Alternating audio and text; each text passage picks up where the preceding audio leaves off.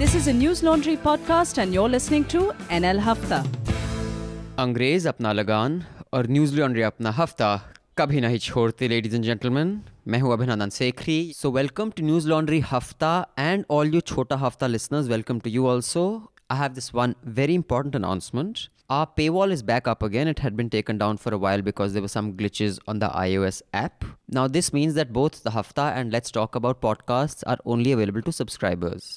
Now according to our listener Sachin Bagel, who has sent us a very interesting video, which I request all of you to see. It has been tweeted out from our Twitter account, that why we should not put Hafta behind a paywall, because that actually is like shooting ourselves in the foot and we will not get any more listeners and more subscribers. But we have to monetize our most popular product. That is the logic we used. But I'd like to hear what you have to think. But meanwhile, while we debate that, I would request all you subscribers and listeners to pass on Chhota Hafta and share our content with your friends, relatives, family, and encourage them to subscribe, because we don't have any such celebrity endorsers. So we want you to endorse us and try to get others to subscribe. But share Chhota Hafta and this short version of Let's Talk About with them, and if they like it, they may subscribe. So please do that for us, and not just for us, for yourselves, because as we get more subscribers, you will get better content, you will get more content. We are aiming to do a podcast a day. That's right. That is our aim for the next quarter, that we should put out a podcast a day. Let's Talk About, a Hafta, then a middle Hafta, and a Hindi Hafta. So do help us to raise more resources so we can achieve that. Also, we are working on a referral campaign where each time you refer a podcast link to someone, you are awarded with a score which you can cash in for NL merchandise. I do hope you've seen the NL store, because we have some pretty cool merchandise that you like. And as you gain more and more currency on that score when you refer us, you can cash that in with merchandise. But more on that later. And we are going to discuss lots of things, including the very important money bill, or as Mallu would say, money bill. And on the panel today, we have our editor-in-chief, Madhu Trehan. Hi, Hello. Madhu. Hi. Our the team from earlier who had founded, but our new entrant back into the team, Anand Vardhan. Hi. Manisha Pandey. Hello. Deepanjana Pal. Hello. Anand Ranganathan won't be joining us because he is busy organizing some scientific related seminars or something, what these JNU professors do. Or he may be shouting Azadi standing in the middle of a... I seriously doubt it. Okay, but anything's possible, Madhu. Anything's possible. You know? And we have joining us on our panel today, Meghnad S. Correct? Hi. So Meghnad is a regular columnist for News Laundry, as you know. He has also written an occasional column for others when he has felt large-hearted. But basically, we own him. But Also, Meghnad also works with a member of parliament from Orissa, Tathagat Satpathy. So disclosure out there in case he starts trashing other parties. And Who is the editor of Odisha Post? Yes, he's also the editor of Orissa Post, actually. That's right. I'm impressed with Anand's GK. So that's our panel. Before I get into what all we'll discuss, I want to thank all the listeners and viewers and readers. Our NL Sena project for the Muthal rapes has been topped up. Thank you so much. Manisha has already made one trip at the court hearing. She will be putting out a report on this fairly soon. She's going to be doing a really comprehensive report on it. So thank you all for contributing and topping that up. We are still far away from topping up the NL Sena project for the communal violence in Kerala, the RSS versus communist killing that keeps happening, and the one for our comic book, Achhe Din. So I do hope you will contribute and top those up as well. And I also want to thank all our listeners for the subscriptions that have been growing. Thank you all so much. We hope these can double and quadruple in the days to come.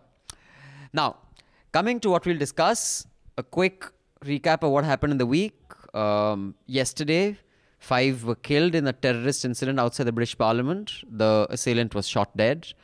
Then the Election Commission froze the AIDMK's party's name and the two-leaf symbol because of a jhagda within. The Lok Sabha passed a finance bill which actually didn't even make prime time debates, shouting matches, which I was hoping it did. It would have. And we're going to talk about that with Meghnad, who is an expert of some sort on that. Then the Ramchandra Well, you are. The Ram Janmabhoomi Rao, Babri Masjid, CGI says solve Ayodhya dispute amicably out of court and he offers to mediate. Yogi Adityanath is sworn in as the Chief Minister of UP and he delivers on his anti-Romeo squad promises before the timeline he'd set for himself. Meat shops are being shut down and the illegal business is being acted upon, but us lapet mein there's a lot of general... And no more beef kebabs at Tunde Kebab. Well, he never used to have beef kebabs. He used to have With ghost buffalo only. meat. They used to call it beef, but yeah, he's it's shutting called... it for Yeah, at but least what now. is It's not shutting it down. It's just those... But what is what he UP was without popular pan for. and pan masala? Why the But you pan can't- masala? you No, just- you can still have. But he Not said not during in the work time. government buildings. Also, that's an old one that's been in place since 2013. So it had no impact. And Times of India's report on Najib, which has received much condemnation, including on our very own platform, News Laundry. And yes, we are, was Jaitley's reply in Parliament when asked if government was forcing Aadhaar on its citizens. And in the end, I want to talk about the US Trump and what all is happening with him and Russia. But first, Meghna, let us come to you. Yeah. Were you disappointed with the lack of coverage of the finance bill that was debated and passed, well, rather not really debated, but passed in Parliament yesterday? I can't even tell you how much disappointed I am, because for the simple fact that the finance bill was introduced on February 1st, right? And right now it's like 2 months since then, almost 2 months since then. And even when it was introduced on February 1st, it had some controversial, sections in it, which did not really belong in the finance bill. And even then, nobody really raised any noise about it or reported about it, because the draft was available publicly all the time. Right. Like since then, right? Right after the budget speech. And it's quite amazing because I was just going through Mr. Jaitley's speech again during his the budget speech. He has actually mentioned the controversial amendments in his speech, not in like the words that need to be, but still he has spoken about electoral bonds and he has spoken about the search and seizure provisions in the IT Act, which are the two controversial things that should be highlighted. And just for those listeners of ours who haven't, nobody really covered that. Meghna, just for those listeners who haven't been following it, what does the search and seizure clause actually empower the government to do? And also, the other thing that you spoke about, which was? Yeah. Okay. So I'll just quickly explain both of them. And there are links. Let's just first talk about the search and seizure one. So basically, right now the income tax has powers to raid people whenever they have something called a reason to believe, which means they believe that they are engaging in corrupt practices, evading taxes, so they can go and raid them and basically break down doors and do whatever and then freeze their accounts, etc. So what was happening was that some people were actually using this clause to their advantage. And when the cases went to the tribunal, they were like, nahi, tumne raid galat kiya tha. There was no reason to believe that I was evading taxes, and therefore, let it go. So the cases were being stuck. So now what the solution these people came up with, the government, was that they'll remove the clause completely. So now they don't have to say why we raided you. So now they're saying that the clause still exists, but now they're saying that the reason to believe does not need to be disclosed to any competent authority or the tribunal.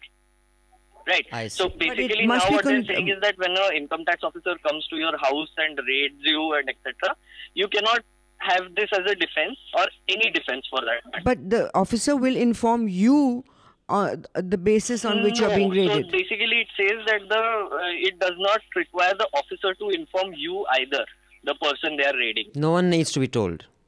I thought I understood that you are entitled to know, but no one else is entitled to know. Nobody else is entitled to know except the officers. And even the disclosure of that reason to believe is not to be given to anyone. You are entitled. That is the basically, basic the point is if you are entitled to put in the finance. One sec, before I had understood what he's saying earlier, and then I was corrected by someone in the government saying that no, the person who's being raided is entitled to know the reason. No, what I'm saying is if you're entitled to know, this provision is that in the court of law you have to prove that there was probable cause or you believed XYZ. Now they don't want to prove it. So whether you are entitled or no is irrelevant. I'm beginning to feel that a lot of stuff is creeping in on us. And it's a bit of a sort of a Congress stereotypical Sanjay Jha kind of statement. So I'm saying it very carefully, that it does remind me of the emergency, because so many laws and legislation and bills and all kinds of things were passed bit by bit, sneakily, thoda karte, and people seem to think, today's generation seems to think that there was like Indira Gandhi would pass the law and there'd be an outrage and people would then be sent to jail. It wasn't like that at all. It was exactly the way it is now, meaning a law would be passed, the majority of the country would be quiet. One or two student leaders, one or two politicians, some journalists, a handful would write something or protest and they'd be thrown into jail. A handful, not the whole country. The whole country was behaving exactly as we are behaving now, which is allowing all this to happen without any protest. So starting from these two huge organizations that have been created by this government that monitor electronic media, monitor the press, monitor journalists, monitor websites, and label neutral, positive, negative terms on journalists. The whole system of the favoring certain channels and giving access to only particular journalists who are friendly, which is a Trump-Putin kind of system. All this is very, very similar. It's exactly how it happened. It did not happen with this drama of a law is passed and people were out on the streets protesting. It happened exactly like this, very quietly, with no protest. Actually, I just wanted to go back to, we were discussing Yogi Adityanath and the coverage difference between English media and Hindi media. And because I consumed so much on it over the weekend, I just wanted to point out at one very key difference. You had edit pieces on Monday in all prominent English dailies and Hindi dailies. You had Indian Express with the leader, the Lucknow choice. You had Times of India, their headline was Radical Turn. They all talked about the criminal cases against this guy that were registered, the hate speech and what he really represents and why it's a very tricky choice. When you looked at Jagran, they had this edit piece called Yogi Shasan Ki Shuruaat, and they actually said that ये मौका है उनको बताने का कि हिंदुत्व अच्छा है और हिंदुत्व योगी आदित्यनाथ का ब्रांड का जो हिंदुत्व है, it has space for all religion and all people. So they actually batted for it. When you look at the television Hindi media, none of them, very few of them cited, in fact none of them cited the criminal cases against him. It was all कि इनका तीखा स्वभाव है, तीखी ज़बान है और कुछ भी बोल देते हैं, मुंह फटे हैं. Almost portraying him as the problem with him is that he just speaks his heart out. And the English media did sort of list out the cases against him and the speeches. Now, and coming back to our point about liberal conservative, what you point out, what the masses want. Now, maybe in popular perception, what his speeches are just tikha swabhav. It's just somebody who's, says what he wants to. Tells it like it is, like Trump. But the fact is it's not, Some of those things are problematic. Now, whether or not the masses consider it to be problematic or not, I do think it is the point of journalists. But it is backed by FIRs and charge sheets. To point that out. It's not... Irrespective of what the popular perception is, journalists in Hindi and English media need to point these things out. So that whole liberal conservative thing, I don't think just because लोग ऐसे हैं, popularly लोग ऐसे ही शायद होंगे. I mean, popularly फिर तो सती भी कभी would always be popular, dowry, triple talaq also. So I do think there's an onus understanding the conservative point of view, but also, there's some things that are just... No. It's not individual morality. There are some things that we have come to over the and those are really course listed of out history. As fact. As saying that this isn't... Yes, a collection of facts is not truth. So, as you had in your podcast, so now, as we had discussed with that ADR... As a collection of facts are not true. A collection of facts is not truth. This is a quote from your post-truth podcast. So, that ADR person that we were discussing, that criminality does not cut much ice in public perceptions, because public institutions in India have not earned for themselves that credibility.